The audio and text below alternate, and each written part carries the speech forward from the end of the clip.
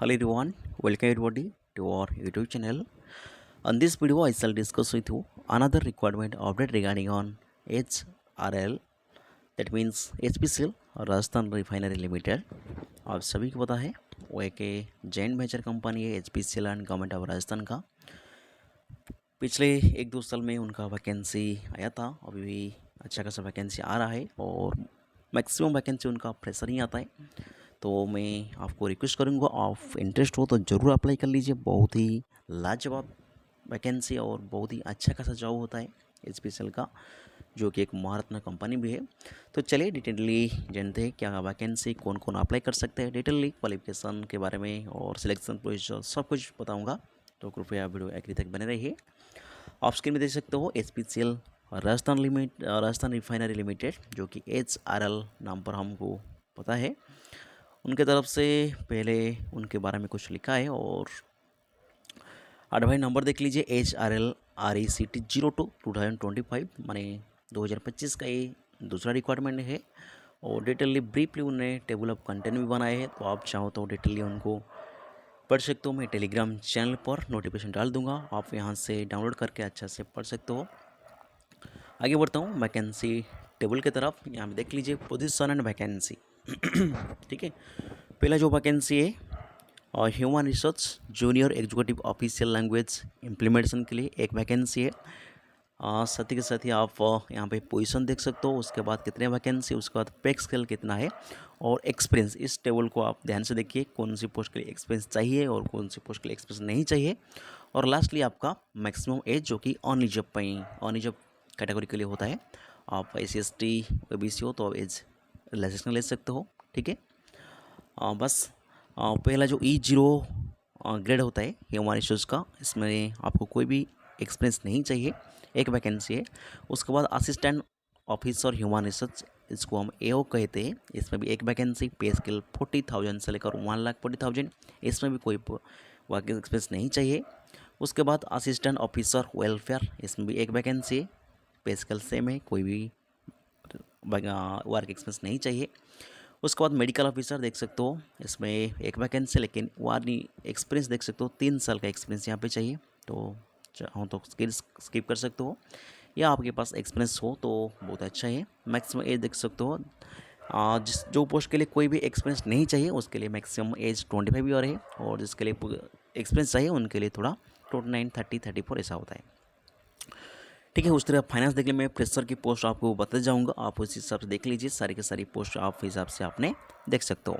ठीक है, उसके बाद अकाउंट असिस्टेंट अकाउंट ऑफिसर, जिसमें 4 वैकेंसी है, कोई भी एक्सपीरियंस नहीं चाहिए। पे स्केल देख सकते हो, 40,000 से लेकर 1,40,000, मैक्सिमम एज 25 साल होना चाहिए। ठीक है, उसके बाद बात करिए तो और कौन सा काफ़ी एक्सपीरियंस, हाँ यहाँ पे मैकेनिकल आ जाएंगे। असिस्टेंट इंजीनियरिंग मैकेनिकल, जिसमें 5 वैकेंसी है, कोई भी एक्सपीरियंस नहीं चाहिए।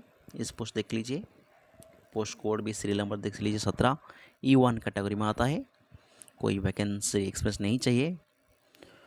इसी तरीका इलेक्ट्रिकल देख लीजिए, असिस्टेंट इंजीनियरिंग का इलेक्ट्रिकल, जिसमें 3 वैकेंसी है, पे स्केल सेम है, एक्सपीरियंस नहीं चाहिए, मैक्सिमम 25 होना चाहिए। और इंस्ट्रूमेंटेशन भी सेम, असिस्टेंट इंजीनियरिंग इंस्ट्रूमेंटेशन, इसमें 6 वैकेंसी है, एक्सपीरियंस नहीं चाहिए।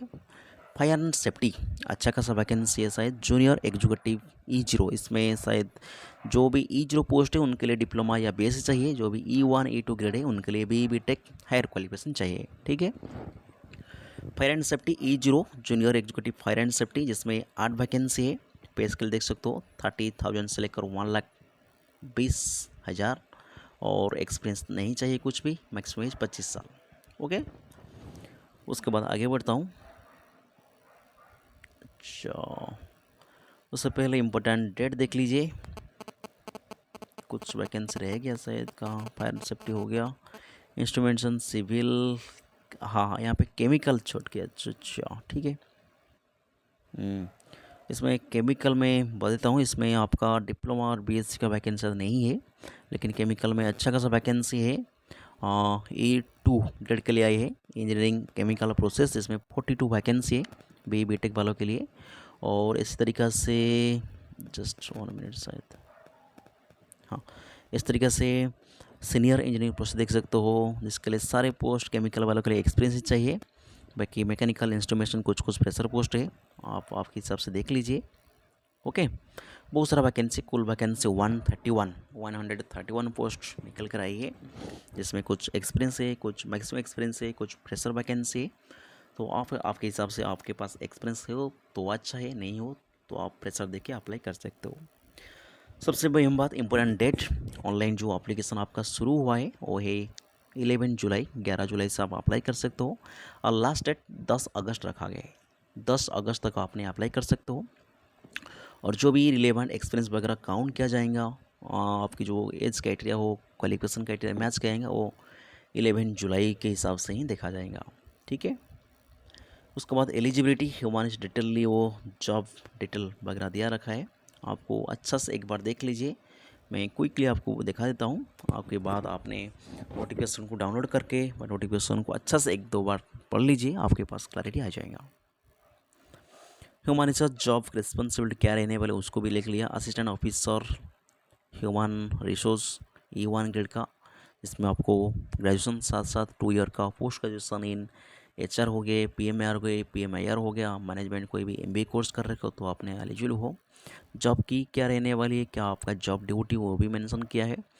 उसके बाद असिस्टेंट ऑफिसर, ऐसे सारे के सारे पोस्ट का उन्होंने जॉब डिस्क्रिप्शन वगैरह दे दिया है।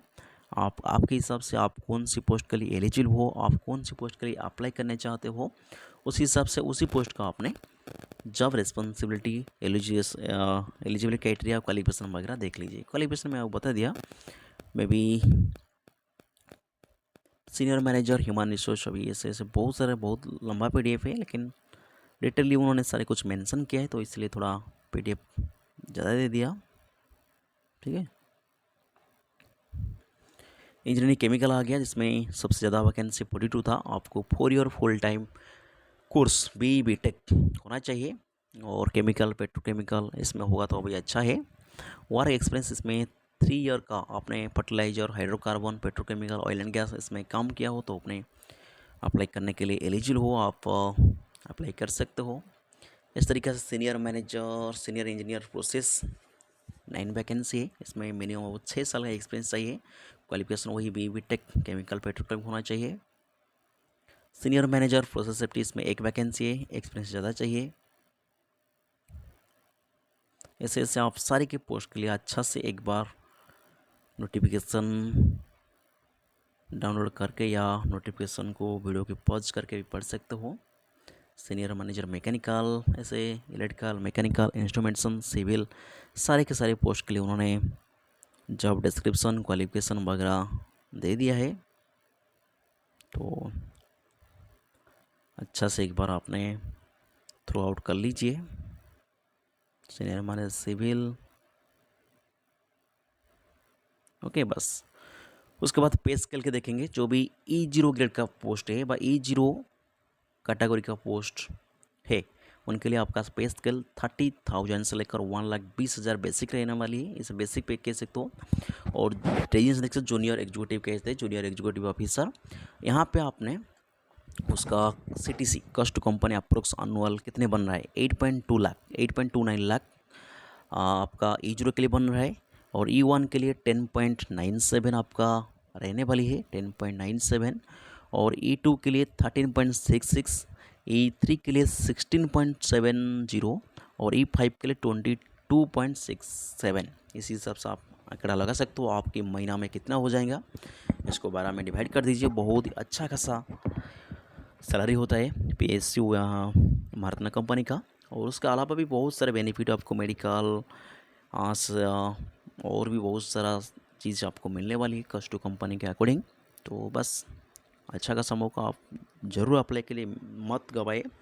Shirt listing and selection methodology क्या रहने वाली है for the position of E0, जो भी जितने भी E0 पोस्ट है फायर सेफ्टी ऑफिसर लैंग्वेज, उनके लिए क्या रहने वाली है।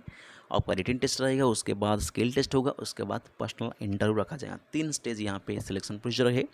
मेनली आपका रिटन टेस्ट सबसे अहम भूमिका होता है, उसके बाद स्किल टेस्ट और इंटरव्यू वगैरह भी होने वाली है। डिटेली नेगेटिव मार्किंग नहीं है, क्या क्या क्वेश्चन आएगा उसके बारे में डिटेली वो भी मेंशन किया है। General aptitude, technical professional knowledge, और जनरल एप्टीट्यूड में भी आपका English language, quantity aptitude, intelligence portal, knowledge reasoning कह सकते हो, उससे भी क्वेश्चन आपका आने वाली है। और टेक्निकल से रिलेटेड भी क्वेश्चन आएगा। देख लीजिए यहाँ पे डिटेल आपके सामने टेबल दे रखा है।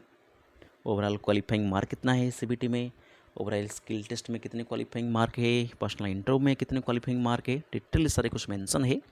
आप नोटिफिकेशन पढ़ोगे तो आपको सारी जानकारी हो जाएगा। उसका जो भी E1 E2 का मतलब पोजीशन है, assistant officer, assistant account officer, assistant engineering bye engineer कह सकते हो, वेलफेयर ऑफिसर, मेडिकल ऑफिसर, उनके लिए भी सीबीटी होने वाली है। ग्रुप टैक्स और जीडी वगैरह भी होने वाली है, उनका भी सिलेक्शन के रिलेटेड सारे चीज़ वो दे रखा है, एक बार आप उनको भी देख लीजिए। और फाइनली जो भी हायर ग्रेड एक्सपीरियंस पोस्ट होता है E3 and E5, senior engineer, senior manager, senior officer से कुछ, उनके लिए मेनली आपका कोई भी रिटन एग्ज़ाम नहीं होने वाली है, सिर्फ आपका इंटरव्यू होने वाले और कुछ सिलेक्शन स्टेज रहेगा, उसके अकॉर्डिंग आपका सिलेक्शन होगा। रिटन एग्ज़ाम, स्किल टेस्ट और इंटरव्यू के बाद आपका जब फाइनल मेडिकल रिजल्ट आ जाएगा उसके बाद आपका प्री मेडिकल एग्जामिनेशन कराया जाएगा, क्योंकि भारत में इंडस्ट्री सेक्टर है तो आपका मेडिकल एग्ज़ाम होने वाली है। ठीक है, उसके बाद यहाँ पे कुछ गलत दिखा है शायद, ये वैकेंसी टेबल गलत है, ये पहले का जो आया था उसी हिसाब से दे दिया है। कोई भी जानकारी हो आपको www.hrl उसका जो ऑफिशियल वेबसाइट आप विजिट कर सकते हो। और SC/ST OBC के लिए यहाँ पे एज रिलैक्सन रहता है, तो आप SC/ST OBC से बिलोंग करते हो जो एज रिलैक्सन ले सकते हो, बहुत ही अच्छा सा मौका है। हाँ, यहाँ पे एप्लीकेशन फ़ी भी रह रहा है, तो आपको नॉन रिफंडेबल एप्लीकेशन फ़ी पे करना है 11 जुलाई से 10 अगस्त बीच, जो भी आपको अप्लाई करेंगे ऑनलाइन एप्लीकेशन, उसी टाइम आपको एप्लीकेशन फ़ी भी प्रोवाइड करना है, पेमेंट करना है। और कोई भी जानकारी है आपको उसका जो official website www.hrl.in career section जाना है, आपको सारी जानकारी मिल जाएगा। ठीक है, एप्लीकेशन फ़ी यहाँ पे थोड़ा ज़्यादा रह रहा है, HPCL का जो रहता है इसका भी वही सेम है, 1180 रुपया यहाँ पे आपको एप्लीकेशन फ़ी देना पड़ेगा। 1000 रुपया आपका नॉर्मल एप्लीकेशन फ़ी है, 180 रुपया आपका GST चार्जेस है, तो आपको ऑनलाइन पेमेंट नहीं करने पड़ेगा अप्लाई के टाइम। और कुछ इंस्ट्रक्शन वगैरह लिखा है, एक बार आपने रीड आउट कर लीजिए। ठीक है, फाइनली बहुत ही अच्छा खासा मौका कह सकते हो, सारे जो भी BTech डिप्लोमा और ग्रेजुएट बंदे के लिए अच्छा मौका है, जो मैनेजमेंट HR के लिए भी अच्छा चांस वैकेंसी निकल कर आई है। तो मैं तो कहूँगा आप एक बार अच्छा से नोटिफिकेशन देख लीजिए, आपका क्वालिफिकेशन मैच कर रहा है, आप क्वालिफिकेशन सेटिस्फाई हो रहा है तो आप ज़रूर अप्लाई कर लीजिए, क्योंकि पे स्केल अच्छा है, फैसिलिटी अच्छा है। ऐसे PSU सेक्टर में नौकरी मिलना सबके लिए एक सपना आता है, तो आप ज़रूर एक बार देख लीजिए बा ऑनलाइन एप्लीकेशन ज़रूर कर लीजिए। ठीक है, thank you for watching, see you in the next video, thank you.